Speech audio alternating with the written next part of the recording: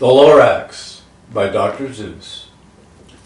At the far end of town, where the grickle grass grows, and the wind smells slow and sour when it blows, and no birds ever sing excepting old crows, is the street of the lifted Lorax. And deep in the grickle grass, some people say, if you look deep enough, you can still see today where the Lorax once stood, and as long as it could, before somebody lifted the Lorax away. What was the Lorax? And why was it there?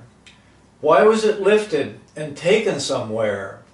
From the far end of town, where the grickle grass grows, the old onceler still lives there. And here, ask him, he knows. You won't see the onceler, don't knock at his door. He stays in his lurkum on top of his store. He lurks in his lurkum, cold under the roof, where he makes his own clothes out of muffed and moof. And on special dank midnights in August he peeks out of the shutters, and sometimes he speaks and tells how the Lorax was lifted away. He'll tell you perhaps if you're willing to pay. On the end of a rope he lets down a tin pail, and you have to toss in 15 cents and a nail and the shell of a great-great-great-grandfather's snail. Then he pulls up the pail, makes a most careful count to see if you paid him the proper amount. Then he hides what you paid him away in his snubby, his secret strange hole in his grovelless glove. Then he grunts, I will call you by whisper my phone, for the secrets I tell you, for your ears alone.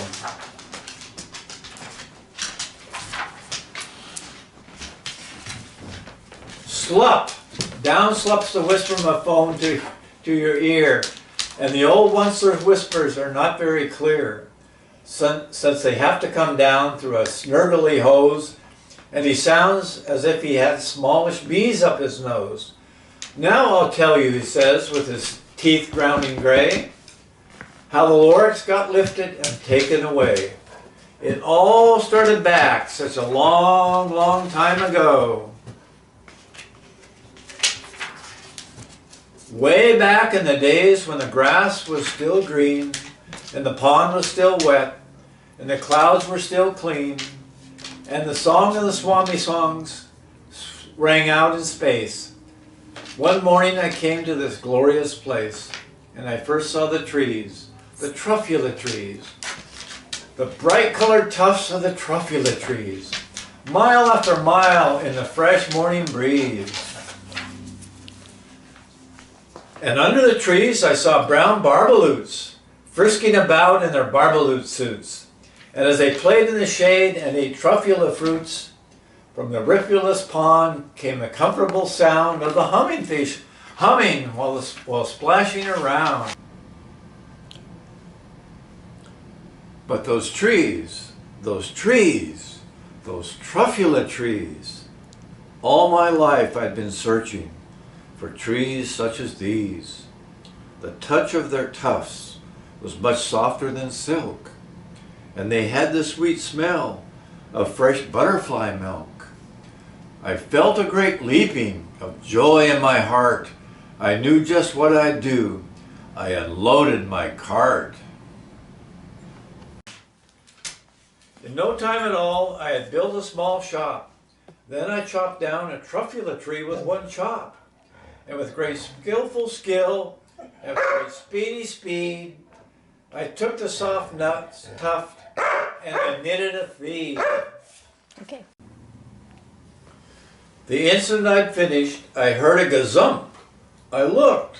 I saw something pop out of the stump of the tree I chopped down. It was sort of a man. Describe him. That's hard. I don't know if I can. He was shortish and oldish and brownish and mossy, and he spoke with a voice that was sharpish and bossy. Mister, he said with a sawdusty sneeze. I am the Lorax. I speak for the trees. I speak for the trees have no tongues. And I'm asking you, sir, at the top of my lungs. He was very upset as he shouted and puffed. What's that thing you've made out of my truffula tuft? Look, Lorax, I said, there's no cause for alarm. I chopped just one tree. I'm doing no harm. I'm being quite useful. This thing is a thneed. A thneed's a fine something that all people need.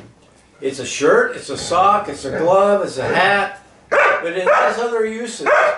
Yes, far beyond that, you can use it for carpets, for pillows, for sheets, or curtains, or covers for bicycle seats. The Lorax said, Sir, you are crazy with greed. There is no one on earth who would buy the full thneed. For the next minute I proved he was wrong, for just at that minute a chap came along and he thought that the thneed I had knitted was great. He happily bought it for $3.98. I laughed at the Lorax. You poor stupid guy, you never can tell what some people will buy. I repeat, cried the Lorax, I speak for the trees. I'm busy, I told him. Shut up, if you please. I rushed across the room and in no time at all built a radio phone. I put in a quick call. I called all my brothers and uncles and aunts and I said, listen here, here's a wonderful chance for the whole Wesley family to get mighty rich. Get over here fast, take the road to North Nitch, turn left at Weehawken, sharp right at South Stitch, and in no time at all, in the factory I built, the whole Wesley family was working full tilt. We were all knitting thneeds, just as busy as bees, to the sound of the chopping of truffula trees. Then, oh baby, oh, how my business did grow. Now chopping one tree at a time was too slow. So I quickly invented my super axe hacker, which whacked off 4 truffula trees at one smacker. We were making thneeds 4 times as fast as before. And that Lorax, he didn't show up anymore. But the next week he knocked at my office door. He snapped, I'm the Lorax who speaks for the trees, which you seem to be chopping as fast as you please. But I'm also in charge of the brown barbaloots, who played in the shade in their barbaloot suits, and happily lived eating truffula fruits. Now, thanks to your hacking my trees to the ground, there's not enough truffula fruit to go around. And my poor barbaloots are all getting the crummies because they have gas and no food in their tummies. They love living here, but I can't let them stay. They'll have to find food, and I hope that they may. Good luck, boys, he cried as he sent them away. I, the Wesley, felt sad as I watched them all go, but business is business, and business must grow, regardless of crummies and tummies, you know. I meant no harm, I must truly did not, but I had to grow bigger, so bigger I got. I biggered my factory, I biggered my roads, I biggered my wagons, I biggered the loads, of the thneeds I shipped out. I was shipping them forth to the south, to the east, to the west, to the north. I went on biggering, selling more thneeds. I biggered my money, which everyone needs. Then again he came back. I was fixing some pipes when that old nuisance Lorax came back with more gripes. I am the Lorax, he coughed and he whiffed. He sneezed and he snuffled, he snargled, he sniffed. Wesley, he cried with a kerfufflous croak. Wesley, you're making such smagulous smoke. My poor swami swams, why they can't sing a note. No one can sing who has smog in his throat. And so, said the Lorax, please pardon my cough, They cannot live here, so I'm sending them off. Where will they go? I don't hopefully know. They may have to fly for a month or a year to escape from the smog you're smogging up around here. What's more, snapped the Lorax. His dander was up. Let me say a few words about gluppity glup. Your machinery chugs on day and night without stop, making gluppity glup and sloppity slop. And what do you do with this leftover goo? I'll show you, you dirty old Wesley man, you. You're glumping the pond where the humming fish hum. No more can they hum, for their gills are all gum. So I'm sending them off. Oh, their future is dreary. They'll walk on their fins and get woefully weary, in search of some water that isn't so smeary. I hear things are just as bad up in Lake Erie. And then I got mad. I got terribly mad. I yelled at the Lorax. Now listen here, Dad. All you do is yap yap and say bad, bad, bad. Well, I have my rights, sir, and I'm telling you, I intend to go on doing just what I do. And for your information, you Lorax, I'm figuring on biggering and biggering and biggering and biggering, turning more truculent trees into needs, which everyone needs. And at that very moment, we heard a loud whack.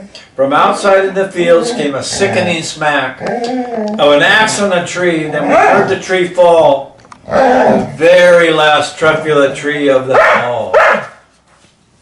No more trees, no more needs, no more work to be done. So in no time, my aunts and uncles, everyone, all waved me goodbye. They jumped into my cars and drove away under the smoke-smuggered stars. Now all that was left beneath the bad-smelling sky was my big empty factory, the Lorax and I. The Lorax said nothing, just gave me a glance. He lifted himself to the seat of his pants. I'll never forget the grim look on his face when he hoisted himself and took leave of the place, through a hole in the smog without leaving a trace. And all that the Lorax left here in this mess was a small pile of rocks with the one word, unless. Unless.